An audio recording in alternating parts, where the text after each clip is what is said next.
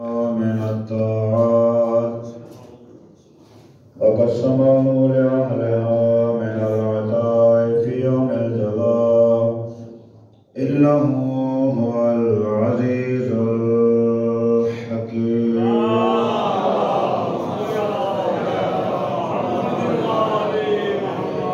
اللهم صل على محمد وآله واجعله إمام يوم الإدراك وأفضل صاحب صاحبنا وخير وقت ظللنا فيه وجعلنا من عذاب من مر عليه الليل والنهار من جملة خلقك أشكرهم لما وليت من نعمك وأقومهم بما شرعت من شرائعك وأوقفهم عما حذرت من نهيك على سائر خلقك في يوم هذا وساعة هذا ومستقر هذا. إني أشهد أنك أنت الله الذي لا إله إلا أنت قائما بالقسط عدلا في الحكم رؤوف بالعباد وأن محمدا عبدك ورسولك خيرك من خلقك حملته رسالتك وأداها وأداه لصلاة الجمعة لأمته فنصح لها. اللهم صل على محمد وآله أكثر ما صليت على أحد من خلقك وأجله عنا فضلا وأكرمه ما جزيت أحدا من أنبيائك وأمته إنك أنت العزيز الحكيم.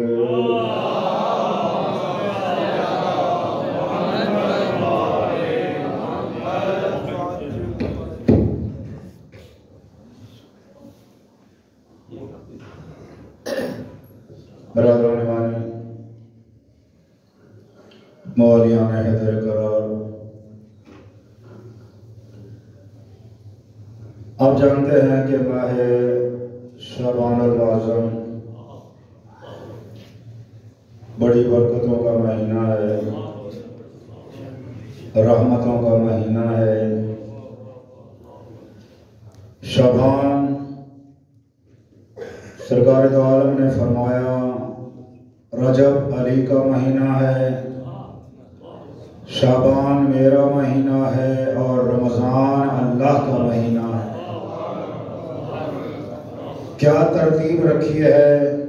پہلے رجب، پھر شعبان، پھر رمضان۔ رجب علی کا، شعبان نبی کا، رمضان اللہ کا۔ تو گویا یوں کہہ دوں، جس نے رجب کو پا لیا شعبان کو پا لیا، جس نے شعبان کو پایا رمضان کو پا لیا، جسے علی مل گیا اسے مصطفیٰ مل گیا، جسے نبی ملا خدا مل گیا۔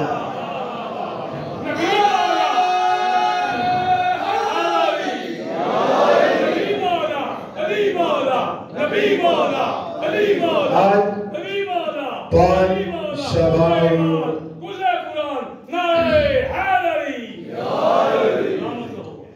اللہ کو سلامت رکھے۔ چونکہ وقت تھوڑا ہوتا ہے تو میری کوشش ہوتی ہے کہ کچھ مواد جو ہے وہ زیادہ پیش کیا جائے۔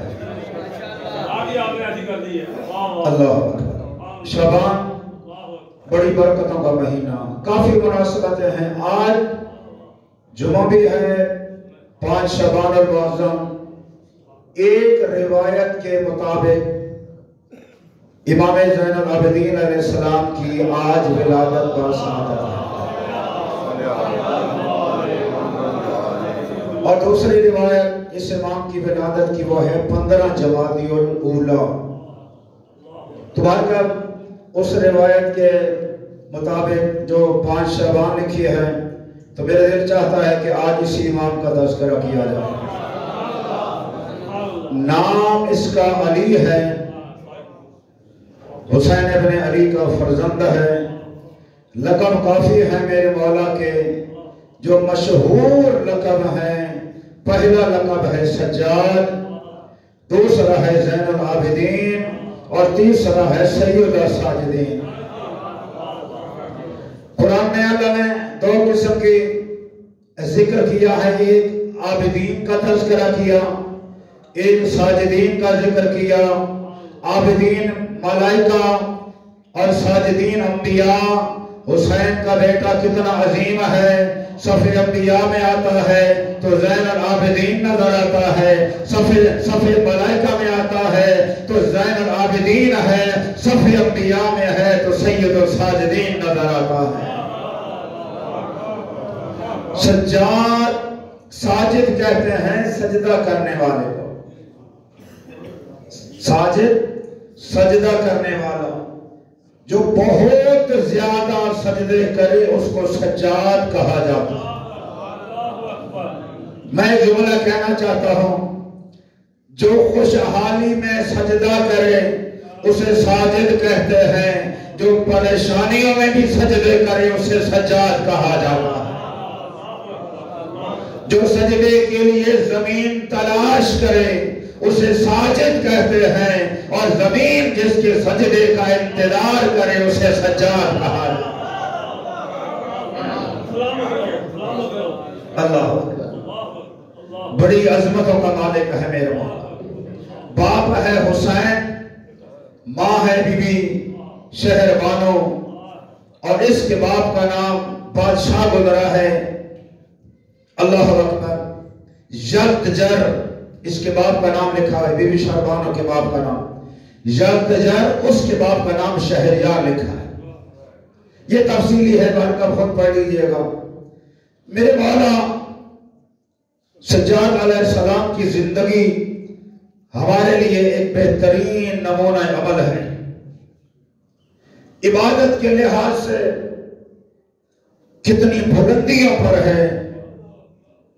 میرے مولا کے ایک کنیز سے سوال کیا گیا، ذرا اپنے امام کے عبادت کے بارے میں بتائیں کہ ان کی عبادت کیسی تھی، تو کنیز نے ایک جملہ کہا کہ پوچھنے والے یہ بتا، تفصیل سے بتاؤں یا مختصر کر کے بتاؤں؟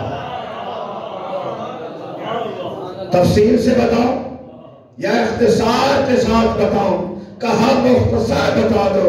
تو کنیز نے کہا مختصر یہ ہے کہ میں نے اپنے مولا کے لیے دن کو کبھی دسترخوان نہیں لگایا اور رات کو آرام کے لیے کبھی میں نے بستر نہیں لگایا۔ یعنی رات کو میرا مولا سجاد اللہ کی عبادت کرتا نظر آتا ہے، اور دن کو میرا مولا روزے کے ساتھ رہتا ہے، سوائے ان دنوں کے کہ جن میں روزہ رکھنا حرام ہے۔ میرے مولا کی باقی ساری سال کے ایام اور روزے میں گزرتے تھے۔ اللہ اکبر، اور رات اللہ کی عبادت میں بسر کرتے تھے۔ لیکن رات کو میرے مولا نے دو حصوں میں تقسیم کیا اس عبادت کو۔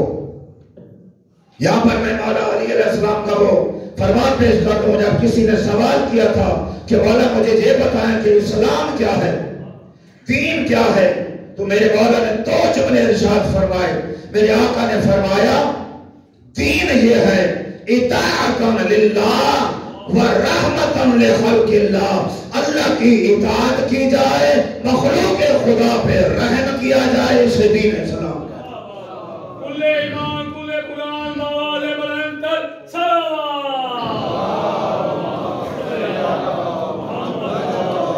تو میرے مولا سجاد نے اپنی رات کو دو حصوں میں تقسیم کیا تھا۔ ایک حصہ رات کا میرے مولا غریبوں اور مسکینوں تک غذا پہنچاتے تھے، اور رات کا ایک حصہ اللہ کی عبادت میں بسر کرتے تھے۔ جو مسکینوں تک خوراک پہنچاتے تھے، اپنے کندھوں پہ بوریاں اٹھا کے غذا کی، اپنے چہرے پہ نقاب لگا کے غریبوں کے دروازے پہ دستک دیتے تھے۔ غریب مسکین یتیم باہر آتے تھے، غذا پہنچا دیتے تھے۔ لینے والے کو پتہ ہی نہیں ہوتا تھا کہ عطا کرنے والا کون ہے۔ دے کر چلے آتے تھے، نقاب اپنے چہرے سے نہیں اتارتے تھے۔ یہ بھی میرے مولا کی سیرت ہے، سیرت کا ایک پہلو ہے۔ ہمیں بتایا اگر کسی کو عطا کرو پھر اسے ذلیل اور رسوا نہ کرو۔ آج کا دور دیکھیں، کوئی 1000 روپیہ دیتا ہے کسی غریب کو، اسے ساتھ کھڑا کر کے پتہ نہیں کتنی سیلفیاں اور تصویریں بنا کے کبھی فیس بک پہ، کبھی واٹس ایپ پہ، کبھی کہیں پہ وہ شو کرواتا ہے کہ میں نے غریب کی مدد کی ہے۔ خدا کے لیے اگر دینا اللہ کے لیے ہے تو دکھاوا کیسا؟ اگر اللہ کے لیے دیا ہے تو اللہ قبول کرے گا، لوگ تعریف کریں نہ کریں، لیکن 1000 کے لیے 2000 کے لیے اس غریب کو ذلت کا سامنا نہ کرواؤ۔ 1000 دے کر اس کی تصویریں ڈالتا ہے سوشل میڈیا پہ، جتنا دیکھیں ائمہ کی سیرت، جتنا بھی عطا کرتے تھے 4-4 ہزار درہم اپنے گھر سے عطا کرتے تھے اور چہرہ باہر نہیں نکالتے تھے، ہاتھ باہر نکال کے عطا کر دیتے تھے۔ جب کسی نے کہا کہ مولا جب اتنا دیا ہے تو سامنے کیوں نہیں ہوتے؟ فرمایا میں نہیں چاہتا کہ سائر عطا کرنے کی وجہ سے کچھ شرمندگی محسوس کرے، اپنے مانگنے کی وجہ سے وہ شرمندہ ہو، چونکہ جب سوال کرنے والا سوال کرتا ہے اس کے چہرے پہ جلدی آ جاتی ہے۔ فرمایا ذلیل نہ کرو، رسوا نہ کرو، بلکہ میرے مولا سجاد جب کسی کو عطا کرتے تھے، روایات کے جملے ہیں، میرے مولا اس سوالی کے ہاتھوں کا بوسہ لیتے تھے،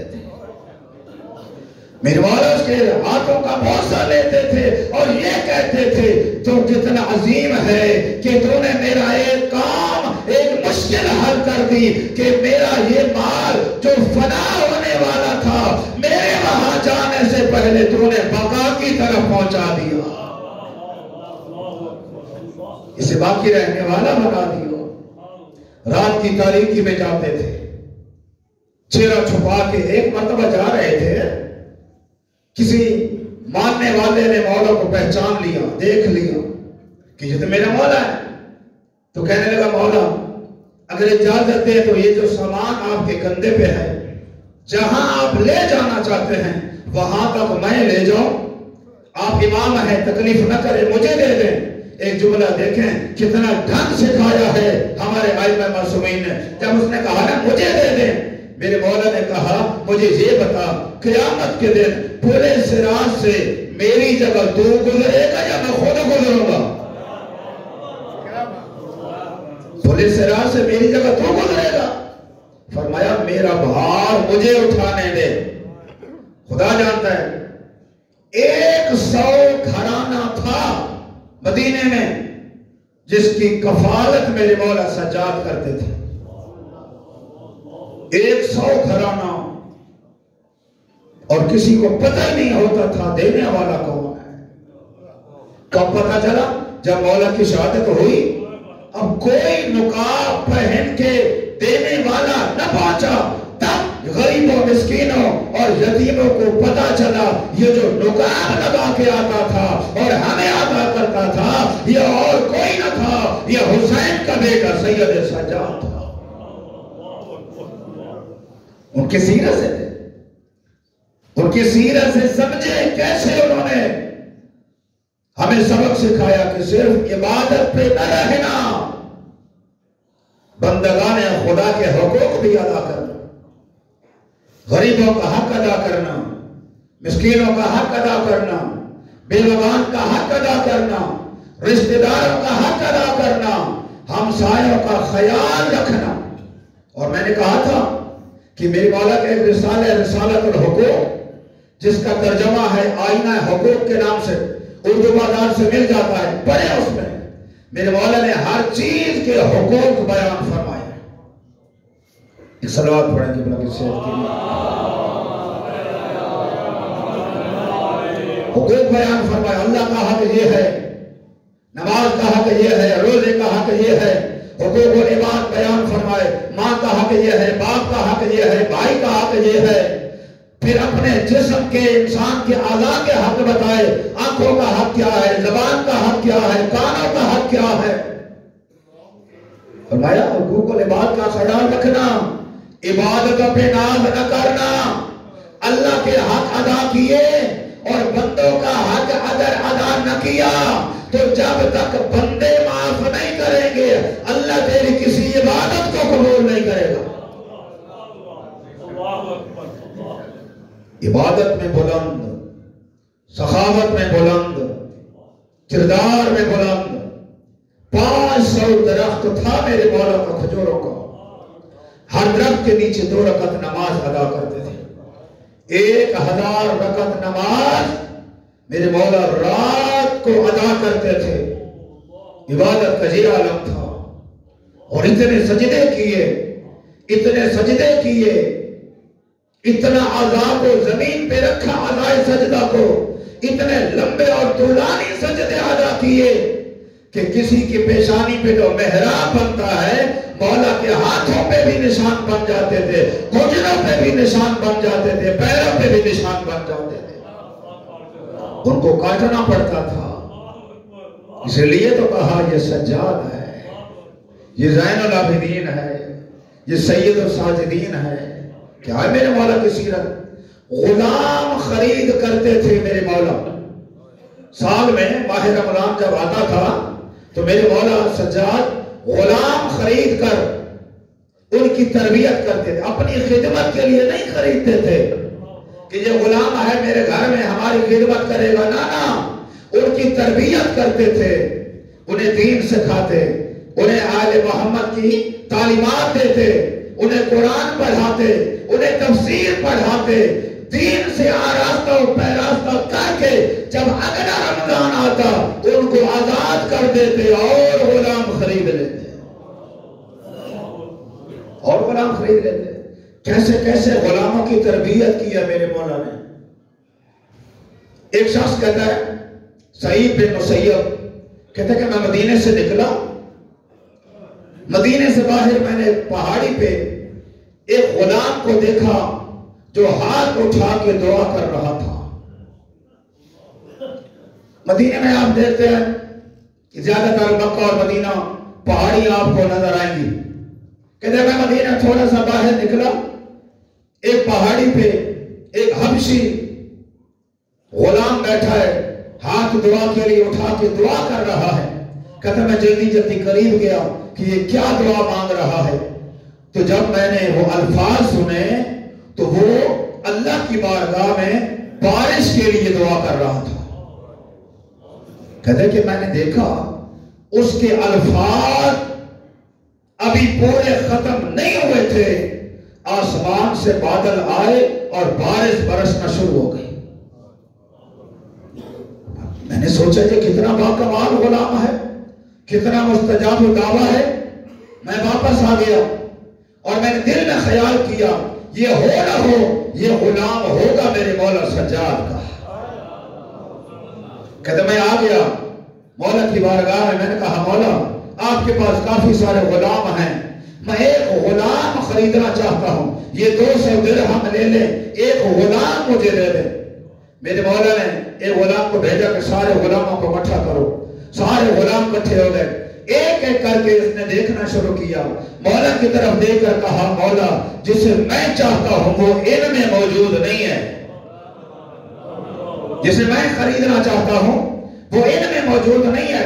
میرے مولا نے کہا کہ سارے غلام آ گئے، تو کسی نے کہا مولا سارے آ گئے سوائے ایک غلام کے جو آپ کے جانوروں کی دیکھ بھال کرتا ہے.